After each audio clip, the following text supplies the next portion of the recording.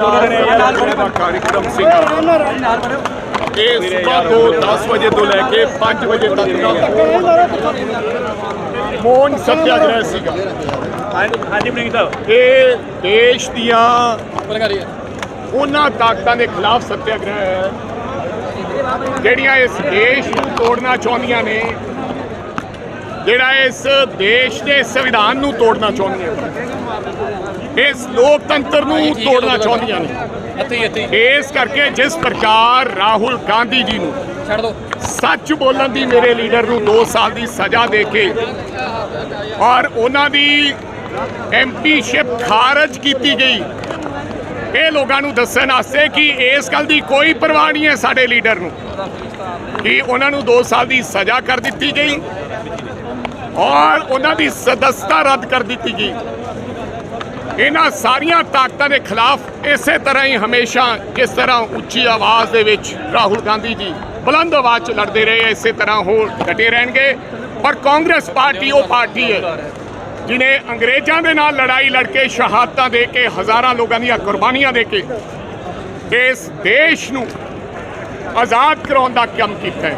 ਔਰ ਅੱਜ ਜਿਸ ਪ੍ਰਕਾਰ ਦੀਆਂ ਤਾਕਤਾਂ, ਚਾਹੇ ਈਡੀ, ਸੀਬੀਆਈ, ਵਿਜੀਲੈਂਸ, ਇਸ ਪ੍ਰਕਾਰ ਦੀਆਂ ਜਿਹੜੀਆਂ ਤਾਕਤਾਂ ਜਿਹੜੀਆਂ ਕਾਂਗਰਸ ਨੂੰ ਦਬਾਉਣਾ ਚਾਹੁੰਦੀਆਂ ਨੇ, ਕਾਂਗਰਸ ਦੇ ਵਰਕਰਾਂ ਨੂੰ ਦਬਾਉਣਾ ਚਾਹੁੰਦੀਆਂ ਨੇ, ਅੱਜ ਇਸ ਸੱਤਿਆਗ੍ਰਹਿ 'ਚੋਂ ਉਹਨਾਂ ਤਾਕਤਾਂ ਨੂੰ ਸੁਨੇਹਾ, ਚਾਹੇ ਉਹ ਰਾਜ ਦੀਆਂ ਤਾਕਤਾਂ ਹੈ, ਚਾਹੇ ਉਹ ਦੇਸ਼ ਦੀਆਂ ਤਾਕਤਾਂ ਹੈ, ਕਿ ਸਾਵਧਾਨ ਰਹੋ, ਸਾਵਧਾਨ ਰਹੋ।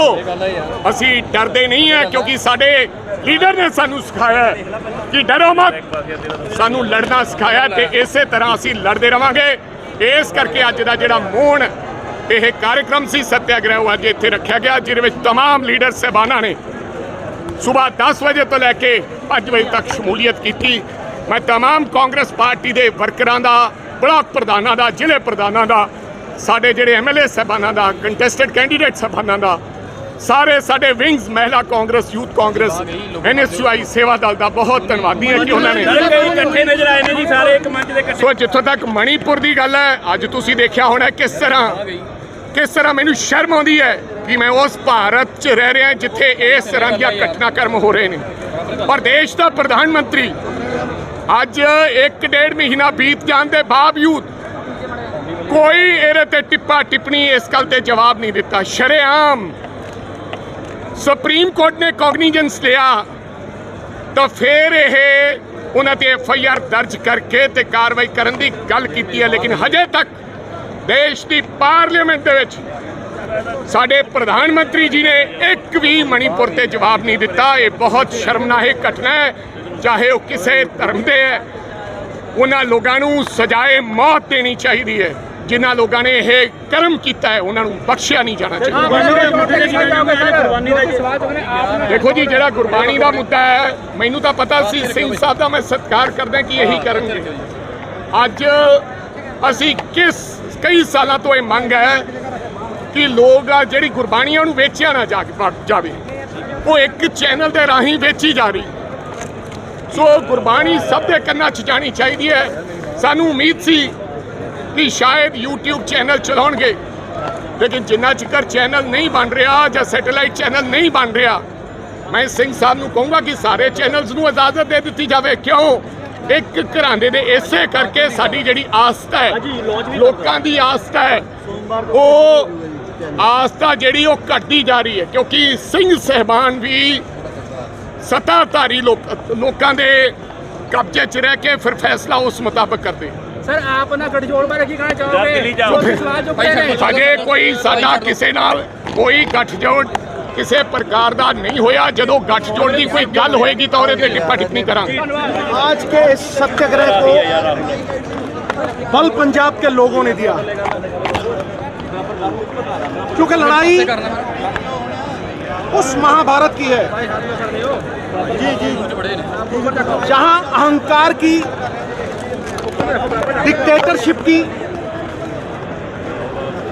डिक्टेटरशिप की लोकतंत्र से राहुल गांधी के पूर्वजों ने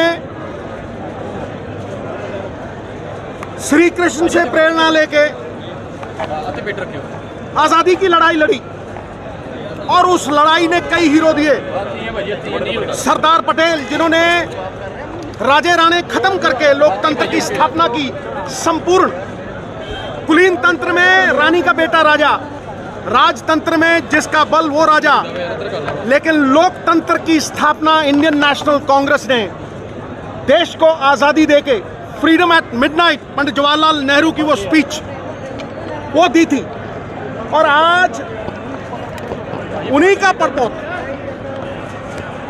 झंडा बरदार बन के लोकतंत्र का एक डिक्टेटरशिप से लड़ाई लड़ रहा है। जब उद्धव ठाकरे साहब की सरकार मुंबई में गिराई जाती है और उनका चोन चिन्ह छीन लिया जाता है, तो क्या वो लोकतंत्र के हक में है?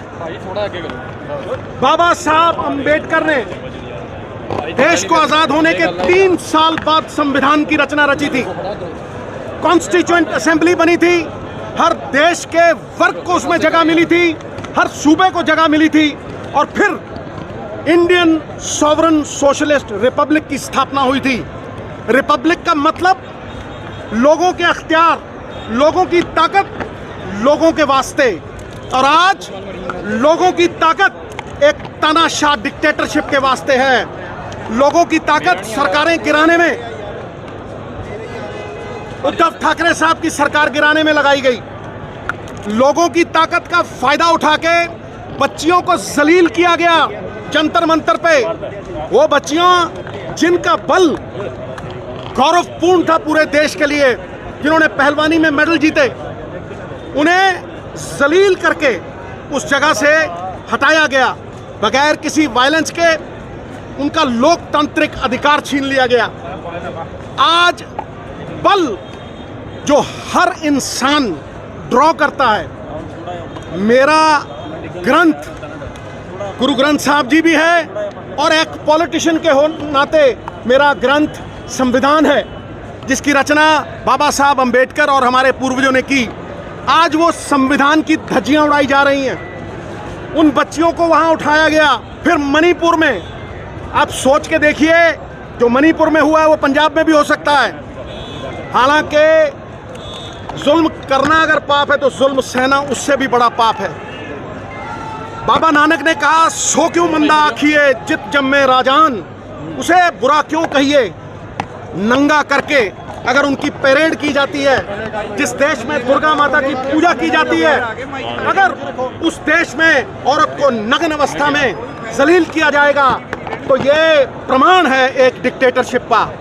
और मैं आपको बता दूं, सत्य की अगर कोई आवाज है जो लोकतंत्र की बेड़ियों को काट रही है, जो निर्भय होकर लड़ रही है, जो एक योद्धा बनके, एक योगी, एक कर्म योगी बनके सत्य की आवाज से झूठ की बुनियाद को हिला रही है, लोगों के अख्तियार लोगों को देने के लिए और किसी निजी फायदे के लिए नहीं, वो राहुल गांधी है। ये थोड़ा बहुत पसीना नहीं, अगर राहुल गांधी के लिए कांग्रेस के कार्यकर्ता को खून भी बहाना पड़ा तो हम पीछे नहीं हटेंगे, क्योंकि ये लड़ाई हमारी अकेली नहीं है। ये लड़ाई हमारी अस्मिता की है, देश की आज़ादी की है। और मैं कह दूं, राहुल गांधी को मुजरिम ना यूं समझना। बड़ा अफसोस होता है कि अदालत के अदब से वो वहां तशरीफ लाए थे।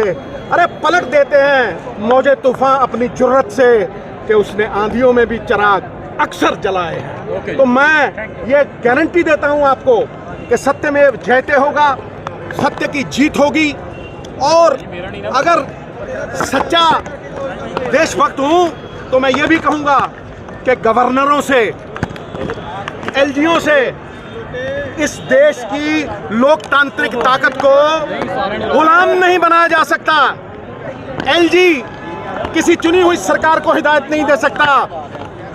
गवर्नर चुने हुए नुमाइंदों को गुलाम नहीं बना सकता और अपनी नॉमिनेटेड फोर्स थोप नहीं सकता। ये आज हो रहा है इस देश में, हाहाकार मचा हुआ है, मानवीय अधिकार खो चुके हैं। और अगर ये सरकार रही तो राहुल गांधी के पीछे चलते हुए हर आदमी ये कह रहा है कि ये देश नहीं रहेगा, सर इस देश का लोकतंत्र नहीं रहेगा। इस देश में कोई भी स्वाधीन नहीं रहेगा। इसलिए प्रण करते हैं आज़ादी की शाम नहीं होने देंगे, वीरों की समाधियों को बदनाम नहीं होने देंगे। जब तक तन में कर्म लहू की एक बूंद भी बाकी है, भारत माता का आंचल नीलाम नहीं होने देंगे। दिल्ली के आप कांग्रेस के गठजोड़ को लेकर जिन्होंने सवाल खड़े किए हैं, मैं जवाब दूंगा इस पे पूरी तरह से। देखिए, ये गठबंधन, ये अलायंस बीजेपी को भयभीत कर रही है। वोट परसेंटेज के साथ साथ ताकत, जैसे 5 नदियों की ताकत इकट्ठी हो जाए तो किस जोशो खरोश से बहती हैं। 3 नदियां त्रिवेणी में किस तरह से पानी बहता है।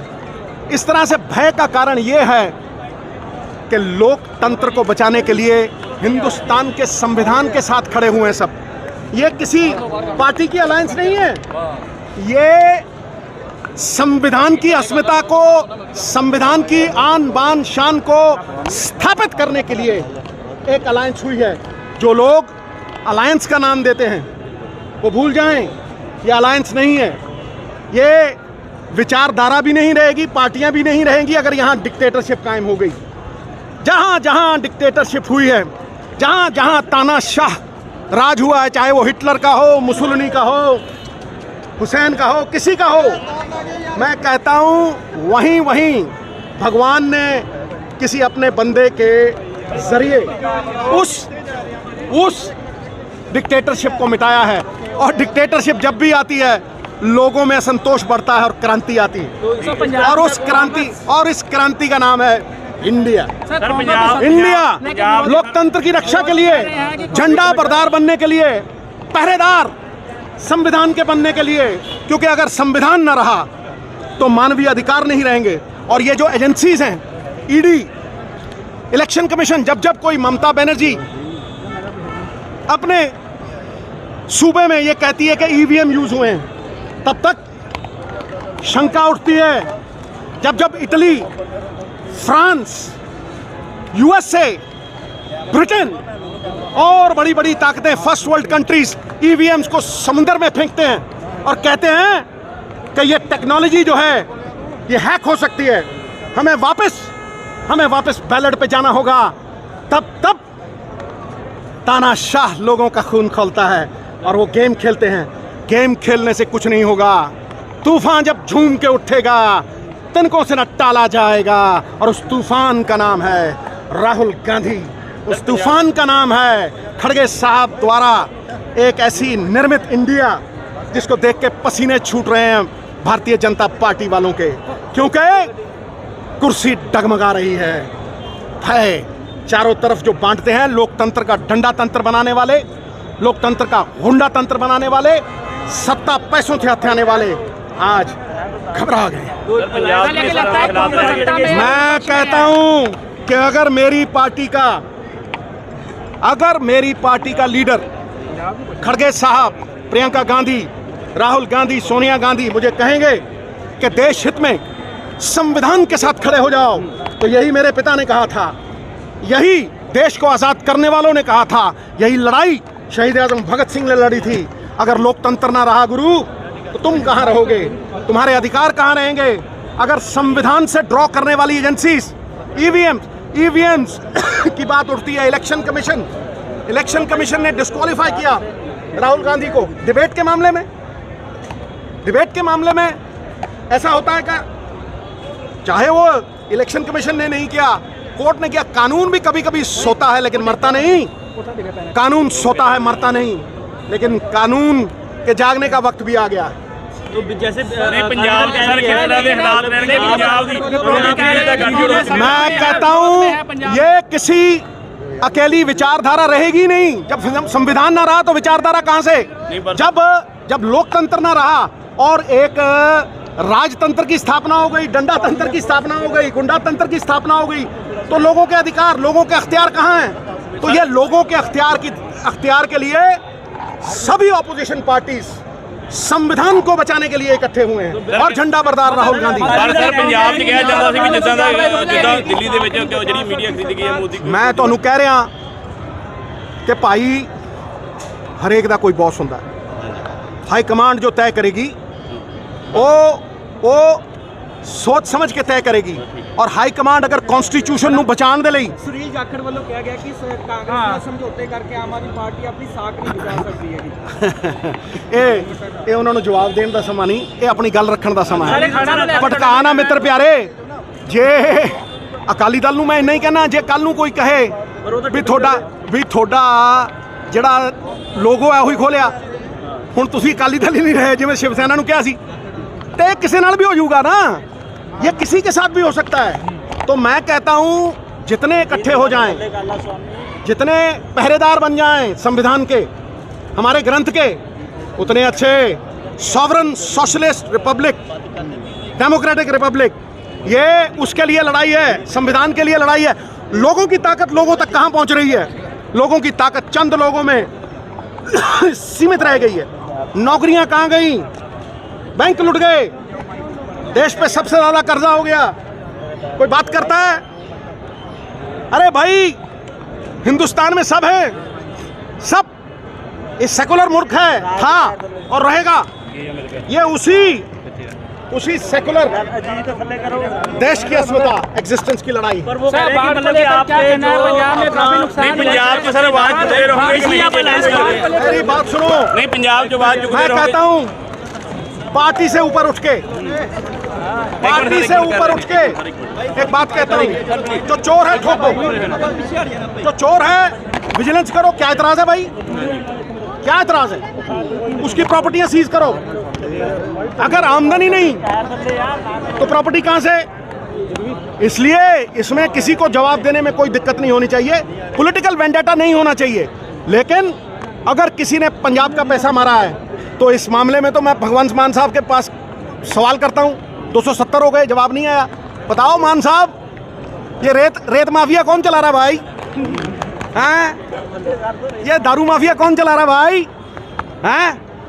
वो माफिया, वो जो केबल वाला था, गुरु ठंडे पड़ गए हैं, क्योंकि यही जीएसटी के बाहर है।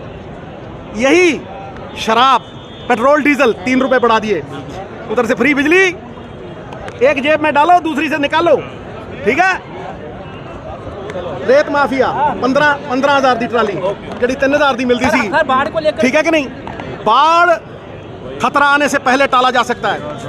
बाद में आप अपने पजामे गीले करके दिखाते रहो, उससे कोई फायदा नहीं होगा। एक बात याद रखना, सेम नालों की क्लीनिंग होनी चाहिए थी। ड्रेनेज जितनी है उसकी क्लीनिंग होनी चाहिए थी। फ्लड कभी नहीं आता अगर चो साफ होते। फ्लड कभी नहीं आता अगर एक फंड आता है सेंटर की तरफ से, उसका इस्तेमाल किया जाता। कैलेमिटी फंड आता है, कोई कितने पैसे लगे उसके? हाँ, जब फ्लड आ जाएगा हर बंदा घुसेगा किश्ती में। अब फोटो मान साहब की भी फोटो शूट हो रही थी, जाखड़ साहब ने डाली है, मुझे अच्छी लगी।